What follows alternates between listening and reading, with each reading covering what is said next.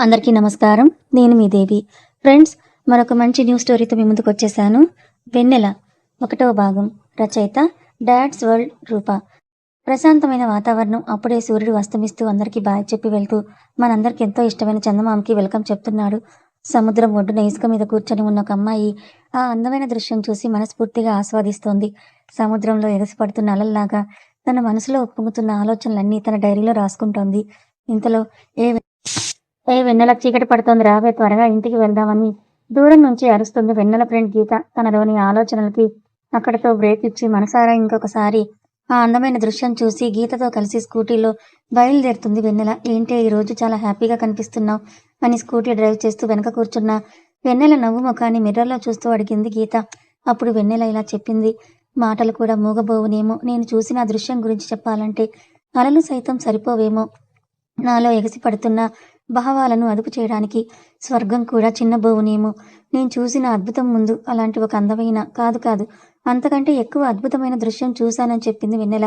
ప్రామిస్గా చెప్తున్నాని, నువ్వు చెప్పిన దానిలో అద్భుతం, స్వర్గం అనే 2 ముక్కలు తప్ప ఇంకా ఏం అర్థం కాలేదని చెప్పింది గీత. దానికి వెన్నెల చిన్నగా నవ్వుతూ చల్లని సాయంత్రం వేళ సముద్రం ఒడ్డున కూర్చొని అప్పుడే అస్తమిస్తున్న సూర్యుని చూస్తూ ఆకాశాన్ని అందుకోవాలనే ఆశతో ఎగసిపడుతున్న సముద్రపు అలల్ని చూస్తూ సముద్రపు ఘోష వింటూ ఆకాశంలో స్వేచ్ఛగా ఎగిరే పక్షులు, ప్రేమ, ఆప్యాయత, అనురాగాలతో నిండి ఉన్న నా చుట్టూ మనుషుల్ని చూస్తూ ఒక క్షణం ఈ ప్రపంచాన్ని మర్చిపోయాను. అంత అందమైన దృశ్యం చూసి నా మనసు చాలా ప్రశాంతంగా మారింది. అందుకే ఈ సంతోషం అని చెప్పింది వెన్నెల. సన్సెట్ చూసా ఈ సంతోషం. అయినా రోజు చూస్తున్నాం కదా, ఈ రోజు అంత స్పెషల్ ఏముందని అడిగింది గీత. వెన్నెల చెప్పింది అర్థం చేసుకోలేక. నీకు చెప్పిన అర్థం కాలేదు. ముందు ఫాస్ట్‌గా పద, వర్షం వచ్చేలా ఉంది, మబ్బులు పడుతున్నాయని అంటుంది వెన్నెల. అప్పుడే వర్షం పడడం కూడా స్టార్ట్ అయింది.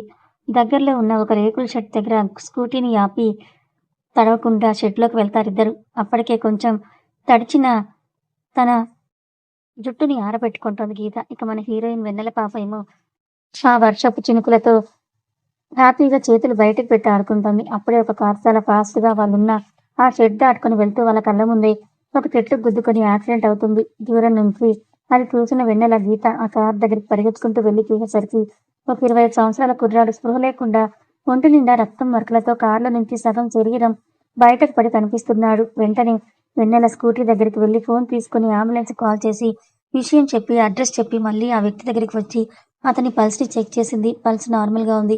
కొంచెం సేపటికి అంబులెన్స్ వస్తే అతన్ని పంపించి వాళ్ళు ఆ స్కూటీలో అంబులెన్స్ వెనక హాస్పిటల్‌కి వెళ్లారు. అప్పటికి వర్షం తగ్గిపోయింది. ఆ వ్యక్తిని ఐసీయూలోకి తీసుకుని వెళ్లారు. నర్స్ వచ్చి ఆ వ్యక్తి పర్స్, రింగ్, ఫోన్ ఇచ్చి వెళ్ళింది. వెన్నెల ఆ రింగ్ చేతిలో తీసుకొని దాన్ని పరీక్షగా చూస్తూ ఈ రింగ్ నేనెక్కడో చూశానని అనుకుంటుంది తన మనసులో. ఇంతలో గీత పిలవడంతో రిసెప్షన్ దగ్గరికి వెళ్ళింది. నర్స్ ఇచ్చిన పర్సులో ఆ వ్యక్తి ఐడీ కార్డ్, విజిటింగ్ కార్డ్, కొంత క్యాష్ ఉన్నాయి. ఆ కార్డులోని సమాచారం ప్రకారం అతని పేరు ఆకర్ష్ అని అతని డీటెయిల్స్ చెప్పి గార్డియన్‌గా సంతకం చేసి అతని పర్సులో ఉన్న మనీ, వాళ్ళ దగ్గర ఉన్న మరికొంత మనీ ఇచ్చి మళ్ళీ ఆ ఐసీయూ రూమ్ దగ్గరికి వెళ్తారిద్దరు. ఐసీయూలో ఉన్న జూనియర్ డాక్టర్లు పేషెంట్ కండిషన్ సీరియస్‌గా ఉండటంతో వాళ్ళ సీనియర్ డాక్టర్ ఆ హాస్పిటల్ హెడ్ అయిన రాఘవరామ్ గారికి కాల్ చేసి విషయం చెప్తారు. రాఘవ్ గారు ఆ పేషెంట్‌ని చూసి షాకై ఆకర్ష్, ఆకర్ష్ అని అంటూ కంగారుగా అతన్ని చూస్తుంటాడు. ఆ జూనియర్ డాక్టర్లు ఒకరు, సార్ మీకు ఈ పేషెంట్ తెలుసా అని అడుగుతారు. తెలుసు. నా మేనల్లుడు ఆకర్ష్ అని చెప్తాడు రాఘవ్ గారు. ఆకర్ష్ కండిషన్ కొంచెం సీరియస్‌గా ఉండడంతో వెంటనే ట్రీట్మెంట్ మొదలుపెట్టారు. కొంచెం సేపటికి రాఘవ్ గారు బయటకు వచ్చి వెన్నెల, గీతలను చూస్తూ ఆకర్ష్‌ని తీసుకొనొచ్చినందుకు థాంక్స్ చెప్పి ఆకర్ష్ వాళ్ళ పేరెంట్స్‌కి కాల్ చేసి విషయం చెప్తారు. జూనియర్ డాక్టర్ వచ్చి ఏదో చెప్పగానే రాఘవ్ గారు టెన్షన్ పడడం వెన్నెల గమనించి ఏమైందని అడుగుతుంది. యాక్సిడెంట్ వల్ల బ్లడ్ ఎక్కువ పోవడం వల్ల బ్లడ్ ఎక్కించాలని, కానీ వాళ్ళ దగ్గర స్టాక్ లేదని చెప్తారు జూనియర్ డాక్టర్. వెన్నెల నేను ఆ బ్లడ్ ఇస్తానని ఇచ్చి వస్తుంది, కానీ ఇంకా బ్లడ్ సరిపోలేదని గీత కూడా బ్లడ్ ఇస్తుంది. ఆకర్ష్, వెన్నెల ఇద్దరిది ఒకే బ్లడ్ గ్రూప్. గీతది యూనివర్సల్ గ్రూప్. సో ఏ బ్లడ్ గ్రూప్ వారికైనా తన రక్తం సరిపోతుంది. గీత రక్తం ఇచ్చి వచ్చి కూర్చున్న 5 నిమిషాలకి ఆకర్ష్ వాళ్ళ పేరెంట్స్ అక్కడికొస్తారు. ఒక 10 నిమిషాలు వెన్నెల, గీత ఇద్దరు ఆకర్ష్ వాళ్ళ పేరెంట్స్‌తో మాట్లాడి ఇప్పుడు ఆకర్ష్ కండిషన్ కొంచెం బావుందని తెలుసుకొని ఐసీయూ రూమ్ డోర్ నుంచి ఆకర్ష్‌ని చూసి వాళ్ళ ఇంటికి బయలుదేరతారు. అప్పటికి మళ్ళీ వర్షం పడడం స్టార్ట్ అయింది. ఆ వర్షంలోనే ఇంటికి స్టార్ట్ అవుతారు స్కూటీలో. కొంతసేపటికి వెన్నెలని తన ఇంటి దగ్గర డ్రాప్ చేసి గీత తన ఇంటికి వెళ్ళిపోతుంది. అప్పటికే టైం రాత్రి 10 గంటలవుతుంది. వెన్నెల కోసమే కంగారుగా ఎదురుచూస్తున్నారు వాళ్ళ అమ్మగారైన సుజాత గారు. ఇంత లేట్ అయినా కూతురు ఇంటికి రాలేదని గాబరా పడుతూ తడిచిన బట్టలతో గుమ్మం దగ్గర ఉన్న కూతుర్ని తన కంటితో చూస్తే గాని ఆ తల్లి హృదయం కుదుటపడలేదు. హడావిడిగా ఇంట్లోకి వెళ్ళి టవల్ తీసుకుని కూతురికి ఎదురు వెళ్ళింది సుజాత గారు. తల్లి ఇచ్చిన టవల్ తీసుకుని తల తుడుచుకుంటూ తల్లిని చూసి ఏదో చెప్పాలని నోరు తెరిచి మాట్లాడాలని అనుకుంటే, ఏదైనా ఉంటే తర్వాత మాట్లాడుకుందాం. ముందు వెళ్ళి స్నానం చేసిరా తల్లి అని అంది ప్రేమగా కూతుర్ని చూస్తూ. వెన్నెల కూడా తనని తాను చూసుకొని వర్షంలో బాగా తడవడం వల్ల తన ఒంటికి అతుక్కుని ఉన్న తన డ్రెస్ చూసుకొని చిన్న నవ్వుతో తన రూమ్‌లోకి వెళ్ళింది. ఒక నైట్ డ్రెస్ తీసుకొని బాత్రూంలోకి వెళ్ళి తలస్నానం చేసి తల తుడుచుకుంటూ బయటకొచ్చింది. అప్పుడే సుజాత గారు వేడి వేడి కాఫీ కలుపుకొని వచ్చి కూతురికిచ్చి వెన్నెల చేతిలోని టవల్ తీసుకొని తల తుడుస్తూ ఉంది. వెన్నెల కాఫీ తాగుతూ ఆ రింగ్ గురించి ఆలోచిస్తూ ఉంటుంది. ఏంటి తల్లి ఏదో ఆలోచిస్తున్నావు? అసలు ఇంత లేట్‌గా ఇంటికొచ్చావేంటి? అని అడుగుతూ తన చేతికున్న ప్లాస్టర్‌ని చూసి కంగారు పడుతూ చేతికి ఏమైంది తల్లి? ఆ ప్లాస్టర్ ఏంటని అడుగుతారు. అమ్మా కంగారు పడకండి. నేను బానే ఉన్నానని. ఇది నేనొకరికి బ్లడ్ ఇచ్చాను. అదే ఈ ప్లాస్టర్ అంతే అని చెప్పింది వెన్నెల. అసలు నువ్వు రక్తం ఇవ్వడం ఏంటి? ఎవరికిచ్చావు? నువ్వు రక్తం ఇచ్చావంటే వాళ్ళకంత ప్రమాదం జరిగిందా? ఇంతకీ ఆ వ్యక్తికి ఎలా ఉంది ఇప్పుడు? రోజు చాలా త్వరగా ఇంటికొస్తావు కదా! అలా రాలేకపోతే ఫోన్ చేసి చెప్తావు కదా మరి!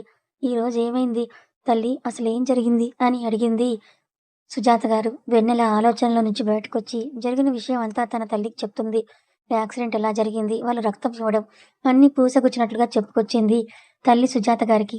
అంతా విన్న సుజాత గారు, ఇప్పుడు ఆ అబ్బాయికి ఎలా ఉంది తల్లి అని అడిగింది. అంతా బాగానే ఉంది అమ్మా.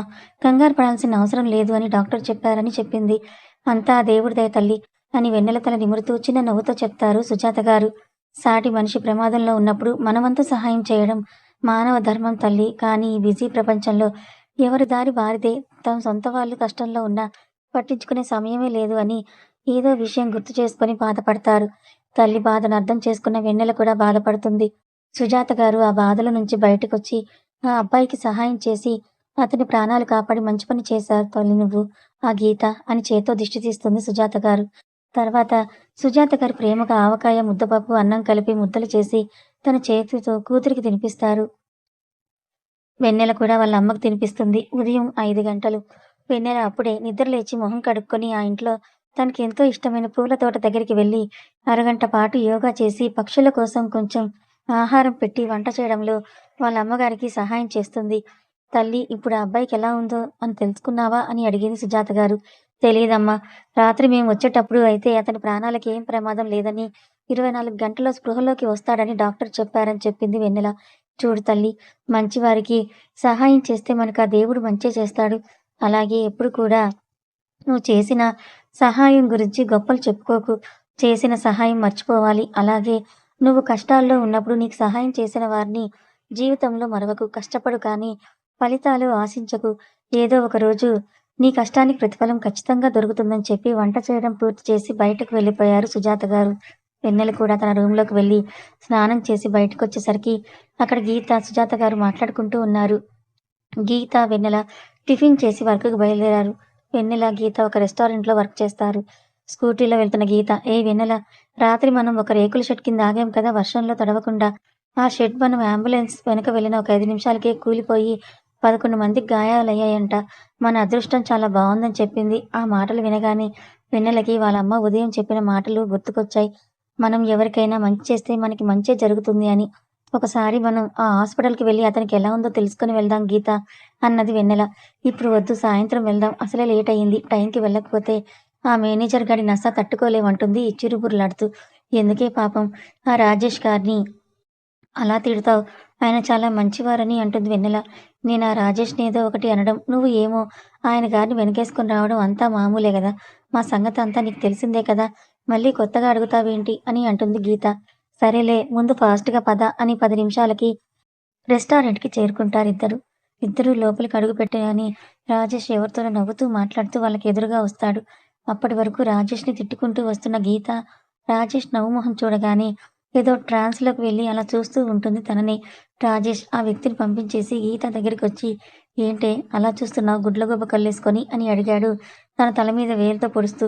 దాంతో ఆ ట్రాన్స్ నుంచి బయటకొచ్చి, "ఏయ్! ఏంటలా పర్మిషన్ లేకుండా టచ్ చేస్తున్నావు నన్ను" అని అడిగింది గీత కోపంగా చూస్తూ. "ఓహ్! నీ దగ్గర కూడా నాకు పర్మిషన్ కావాలా?" అని అడుగుతాడు రాజేష్ తన కళ్ళలోకి చూస్తూ. ఒక్క నిమిషం ఆ కళ్ళలోని అంతులేని ప్రేమకి దాసోహమవుతూ, "నువ్వు పర్మిషన్ అడగాల్సిన అవసరం ఏంట్రా? నా మీద నాకన్నా ఎక్కువ హక్కు నీకే ఉందని అంటుంది. ఆ మాటలతో రాజేష్ చిన్నగా నవ్వి తన చేతిని పట్టుకుంటాడు. ఆ స్పర్శతో ఈ లోకంలోకొచ్చిన గీత తన చేతిని వెనుకకు తీసుకొని రాజేష్‌ని కోపం, ప్రేమ కలగలిపిన భావంతో చూస్తూ వెన్నెల చేయి పట్టుకొని లోపలికి వెళ్ళిపోతుంది. గీత భావాలను అర్థం చేసుకున్న రాజేష్ చిన్నగా నవ్వుతూ తనూ వెళ్ళిపోతాడు. సాయంత్రం రెస్టారెంట్‌లో పనంతా ముగించుకొని ఇద్దరూ హాస్పిటల్‌కి బయలుదేరారు. ఆకర్ష్ ఇంకా ఐసీయూలోనే ఉన్నాడు. అతనికి ఇంకా స్పృహ రాలేదని నర్స్ చెప్పింది. వెన్నెల ఐసీయూ రూమ్ బయట ఉన్న ఆకర్ష్ వాళ్ళ అమ్మగారి దగ్గరికి వెళ్ళి, ఆంటీ గారు బాధపడకండి అని చెప్పలేను. ఎందుకంటే అక్కడ ఉన్నది మీరు నవమోసాలు మోసి కన్న కొడుకు. కానీ మీరిలా నిద్ర లేకుండా రాత్రి నుంచి ఏడుస్తూనే ఉంటే మీ ఆరోగ్యం కూడా పాడవుతుంది. ముందు మీరు ఆరోగ్యంగా ఉంటేనే మీ అబ్బాయి గారిని జాగ్రత్తగా చూసుకోగలరు. అంతేకానీ మీరే ఇలా అయిపోతే మీ కొడుకు స్పృహలోకి వచ్చాక తన వల్లే మీరిలా అనారోగ్యం పాలయ్యారని తెలిస్తే మీ అబ్బాయి తట్టుకోలేరని అంటుంది. అప్పటికే రాత్రి నుంచి ఏడ్చి ఏడ్చి ముఖమంతా ఎర్రగా అయిపోయి కళ్ళు వాచిపోయి నీరసంతో ఆ కుర్చీలో ఒక పక్కకి ఒరిగిపోయి ఉన్న రాజ్యలక్ష్మి గారిని చూస్తూ నర్సు ద్వారా ఆమె ఉదయం నుంచి ఏమీ తినలేదని తెలుసుకొని ఆమెకు మాటలు చెప్తూనే ఇది మీ కొడుకుగారైన ఆకర్ష్ గారి ముద్ద అని అంటూ ఆమెకు తినిపిస్తుంది. లక్ష్మి గారు కూడా వెన్నెలని చూస్తూ తినడం పూర్తి చేస్తుంది. అప్పుడు లక్ష్మి గారికి ఒంట్లో కొంచెం శక్తి వచ్చినట్టుగా అనిపించి వెన్నెల చేతిని తన చేతుల్లోకి తీసుకొని ప్రేమగా చూస్తూ ఉంటుంది తనని. అలా ఇద్దరు ఒక 10 నిమిషాలు మాట్లాడుకొని ఒకరి గురించి ఒకరు తెలుసుకొని ఆకర్ష్ ఎప్పుడు స్పృహలోకి వస్తాడా అని ఎదురు చూస్తూ ఉంటారు. గీత అదే హాస్పిటల్లో రాత్రి జరిగిన ఆ షెడ్ ప్రమాదంలో గాయపడిన తన బంధువులెవరో ఉంటే వాళ్ళతో మాట్లాడుతూ ఉంది. కొంతసేపటికి గీత వెన్నెల దగ్గరికొచ్చి లక్కీ గారితో మాట్లాడి కొంచెం ధైర్యం చెప్పి అప్పటికే చాలా టైం అవ్వడంతో ఇంక వాళ్ళ ఇంటికి బయలుదేరతారు. వాళ్ళలా వెళ్ళగానే ఆకర్ష్‌కి చిన్నగా స్పృహ వస్తూ ఉంటుంది. నర్స్ వచ్చి ఆ విషయం చెప్పగానే లక్ష్మి గారు లోపలికి వెళ్ళి ఒంటి నిండా కట్లు, చుట్టూ మిషన్ల మధ్యలో ఉన్న తన కొడుకుని చూసి బాధపడుతూ కొడుకు తల మీద ముద్దు పెట్టుకొని ప్రేమగా అతన్ని చూస్తూ కన్నీళ్లు పెట్టుకుంటుంది. ఎప్పుడు మహారాణిలాగా దర్జాగా ఉండే తల్లి ఈరోజు ఒక అనామకురాల్లాగా జీవం లేని ఒక మనిషిలా ఉండడం చూసి బాధపడుతూ నోటికి ఉన్న ఆక్సిజన్ మాస్క్‌ని తీసేసి లక్ష్మి గారి చెయ్యి పట్టుకొని క్షమించమ్మా, నా వల్లే నువ్వింత బాధపడుతున్నావు. నువ్వెప్పుడూ బాధపడకూడదనుకున్నాను కానీ, ఈరోజు నీ బాధకి నువ్వు పడిన ఈ నరకానికి కారణం నేనైనందుకు నా మీద నాకే చాలా కోపంగా ఉందమ్మా అంటాడు ఆకర్ష్ కన్నీరు పెట్టుకుంటూ. నేను బాధపడకూడదని నువ్వు అనుకుంటే నాకొక మాటివ్వు. ఇంకెప్పటికీ మందు తాగి ఇలా నీ ప్రాణాల మీదకు తెచ్చుకోను అని అంటుంది. ఏ భావము లేకుండా తల్లినే చూస్తూ ఉన్నాడు ఆకర్ష్. లక్ష్మి గారే కొడుకు చేతిని తన తల మీద పెట్టుకొని ఇంకొకసారి నువ్వు తాగితే నేను చచ్చిపోయినంత ఒట్టు అని చెప్పింది. ఆకర్ష్ కూడా ఇంకా ఎప్పుడు తాగను అని చెప్పి మందుల ప్రభావం వల్ల చిన్నగా నిద్రలోకి జారుకున్నాడు. లక్ష్మి గారు కూడా కొంచెం సంతోషంగా కొడుకు నుదుటన మరొకసారి ముద్దు పెట్టుకొని బయటికి వచ్చి వెన్నెలకి కాల్ చేస్తారు. అప్పుడే ఇంటి ముందు స్కూటీ దిగిన వెన్నెల లక్ష్మి గారి నెంబర్ చూసి లిఫ్ట్ చేసి, హలో ఆంటీ గారు, మీ అబ్బాయి గారు స్పృహలోకి వచ్చారా అని అడిగింది. అవునమ్మా వెన్నెల, ఇప్పుడే వారితో మాట్లాడి బయటకొచ్చి నీకు కాల్ చేశాను. మీరలా వెళ్ళగానే స్పృహలోకి వచ్చాడని నర్స్ చెప్పిందని చెప్పింది. దేవుడి దయ మీ మీద, మీ అబ్బాయి గారి మీద ఎప్పుడూ ఉండాలి అని కోరుకుంటున్నానని అంటుంది కొంచెం సంతోషపడుతూ. నా కొడుకు జీవితంలో ఆ దేవతవి నువ్వే తల్లి. నీ వల్లే ఈరోజు నా కొడుకు నాకు తిరిగి ప్రాణాలతో దక్కాడని అంటుంది ఆప్యాయంగా. అది నా బాధ్యత ఆంటీ గారు. దేవుడు ప్రతి మనిషి పుట్టుకకు ఏదో ఒక అర్థాన్ని ఇస్తాడు. అలాగే ఆపదలో ఉన్నవారిని కాపాడి మన జీవితాన్ని అర్థవంతంగా చేసుకొని సంతోషంగా జీవించడానికి అవకాశం ఇస్తాడు. నేను అలా అనుకునే ఇదంతా చేశాను. అంతేకాని ఏదో గొప్ప పని చేయలేదని అంటుంది వెన్నెల. మనిషి ప్రాణాలను కాపాడటం కంటే గొప్ప పని ఇంకా ఏదీ లేదమ్మా. మానవ సేవే మాధవ సేవ అని అంటారు కదా తల్లి. ఆ మాటకు నిదర్శనం నువ్వే తల్లి అని అంటారు. మూగ జీవాల మీద నువ్వు చూపించే ప్రేమ కూడా చాలా గొప్పది తల్లి అని అంటారు లక్ష్మి గారు. మూగజీవులు అంటే ఏంటి ఆంటీ గారు అని అడుగుతుంది వెన్నెల.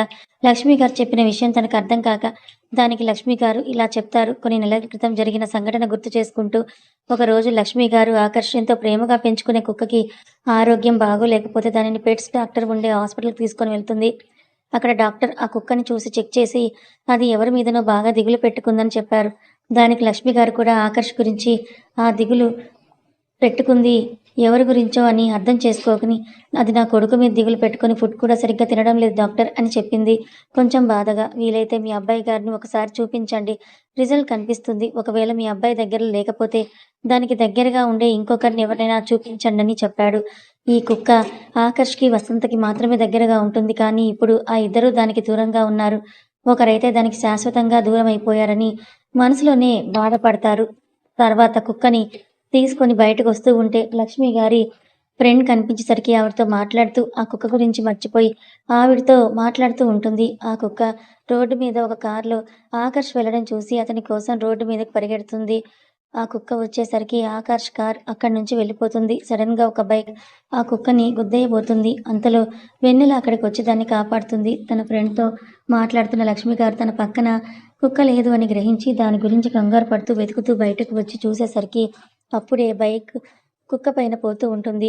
అది చూసి ఫ్రీజ్ అయ్యి చూస్తూ ఉండగానే వెన్నెల దాన్ని కాపాడి ప్రేమగా దాన్ని దగ్గరికి తీసుకొని దానికి ఏమైందో అని చూస్తూ ఉంటుంది. దానికి ఏం దెబ్బలు తగలలేదని గ్రహించి కొంచెం రిలాక్స్ అయ్యి అది ఎందుకో దిగులుగా ఉందని తన మనసుకి అనిపించేసరికి దాన్ని తీసుకొని పక్కనే ఉన్న ఒక మాట్ ఉంటే అక్కడ కుక్క బిస్కెట్లు తీసుకొని అక్కడ ఉన్న ఒక బెంచ్ మీద కూర్చొని దానికి ప్రేమగా తినిపిస్తుంది.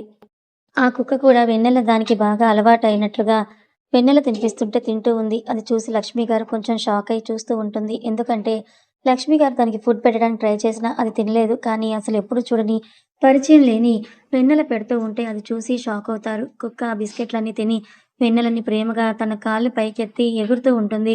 వెన్నెల దాన్ని హత్తుకొని దాంతో ఆడుకుంటుంది. ఒక సైడ్ నుంచొని అదంతా చూస్తూ ఉన్న లక్ష్మి గారు ఆశ్చర్యంలోనే ఉంటారు. తర్వాత డ్రైవర్‌ని పంపించి ఆ కుక్కని తీసుకొని ఇంటికి వెళ్ళిపోతారు లక్ష్మి గారు. లక్ష్మి గారు చెప్పిందంతా విన్న వెన్నెల ఆ రోజు గీతకేదో పని ఉండి రెస్టారెంట్‌కి రాకపోవడంతో తను ఒక్కతే వెళ్తూ ఆ సంఘటన చూసి దాన్ని కాపాడడం గుర్తు చేసుకుంటుంది.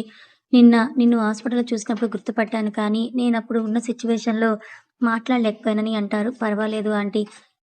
ఇప్పుడు మీరున్న సిట్యుయేషన్ అలాంటిది అని అర్థం చేసుకున్న తను వెన్నెల అంటుంది. నీకు ఇంకొక విషయంలో కూడా థాంక్స్ చెప్పుకోవాలి వెన్నెల. నీ మాటల వల్లే నా కొడుకుని నేను మార్చుకోగలిగాను అని నమ్మకం వచ్చిందని అంటారు లక్ష్మి గారు. నా మాటల వల్ల మీ అబ్బాయి గారు మారటం ఏంటి? అని అడుగుతుంది వెన్నెల.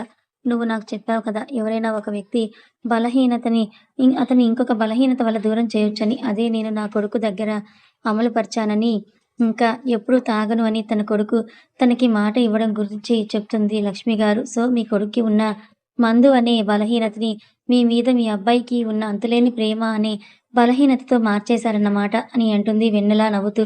అంతే అంతే అని చెప్పి 5 నిమిషాలు మాట్లాడి ఫోన్ పెట్టేశారు లక్ష్మి గారు. వెన్నెల కూడా ఫోన్ పెట్టేసి ఇంట్లోకి వెళ్ళి హాస్పిటల్‌కి వెళ్ళి అతని గురించి తెలుసుకున్న విషయం కూడా చెప్పి, మళ్ళీ రేపొకసారి ఆకర్షణ చూసి మాట్లాడేసి వస్తానని చెప్పి రూమ్‌లోకి వెళ్ళిపోతుంది.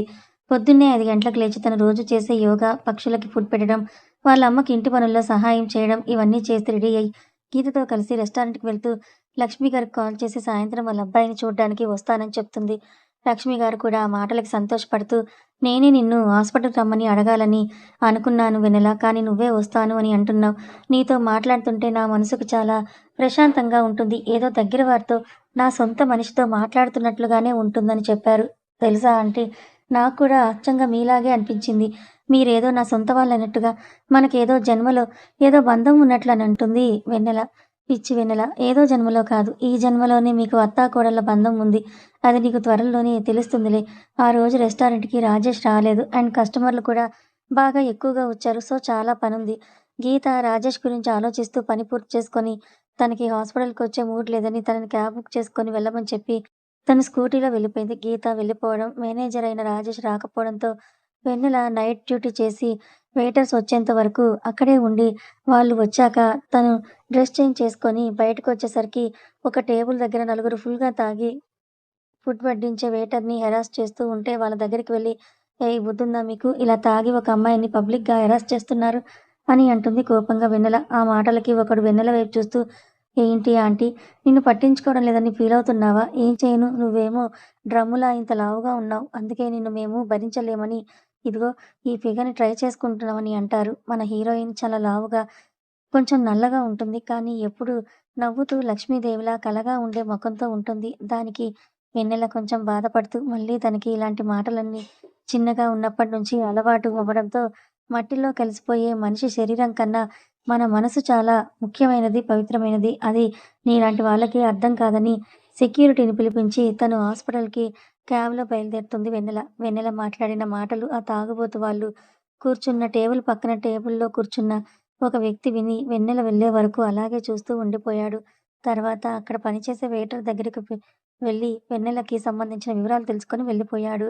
ఎవరో ఆ వ్యక్తి తన వివరాలు తీసుకున్నాడని విషయం కూడా వెన్నెలకి తెలియదు. వెన్నెల హాస్పిటల్‌లోకి వెళ్లి లక్ష్మి గారి గురించి చూస్తే ఆవిడ కనిపించకపోయేసరికి ఆకర్ష్ ఉన్న రూమ్‌లోకొచ్చి చూస్తే అతను నిద్రపోతూ కనిపించాడు. పక్కనే ఉన్న నర్స్ ఇంజెక్షన్ రెడీ చేసుకుంటూ ఒక ఇంజెక్షన్‌ని మర్చిపోవడంతో అది తీసుకొని వచ్చే వరకు వెన్నెలని ఆ రూమ్‌లోనే ఉండమని చెప్తుంది. లక్ష్మి గారి గురించి అడిగితే ఆవిడ డాక్టర్ గారి రూమ్‌లో ఉన్నారని చెప్పి ఇంజెక్షన్ కోసం బయటికి వెళ్తుంది నర్సు. నర్సు వెళ్ళిన 2 నిమిషాలకి ఆకర్ష్ కొంచెం కదిలేసరికి అతనికి ఏమి ఇబ్బందయిందో అని ఆకర్ష్ బెడ్ దగ్గరకొచ్చి అతన్ని చూస్తూ సడెన్‌గా అతని హృదయం మీద ముద్దు పెట్టేసింది వెన్నెల. అప్పుడే రూమ్‌లోకొచ్చిన లక్ష్మి గారది చూసి షాకయ్యి అలాగే నిలబడిపోయారు. అసలు వెన్నెల గురించి తెలుసుకున్న ఆ వ్యక్తి ఎవరు? వెన్నెల ముద్దు పెట్టిన విషయం అప్పుడే మెలకువలోకొస్తున్న ఆకాష్‌కి తెలుస్తుందా? కొడుకుని ముద్దు పెట్టుకున్న తనకి రాబోయే కోడలు గురించి అత్తగారు ఏమనుకున్నారు? తెలుసుకోవాలి అనుకుంటే ఛానల్‌ని ఫాలో అవ్వండి. కథ నచ్చితే లైక్ చేయండి. మరి ఈ కథ మీకెలా అనిపించిందో తప్పకుండా కామెంట్ చేయండి. Thank you so much.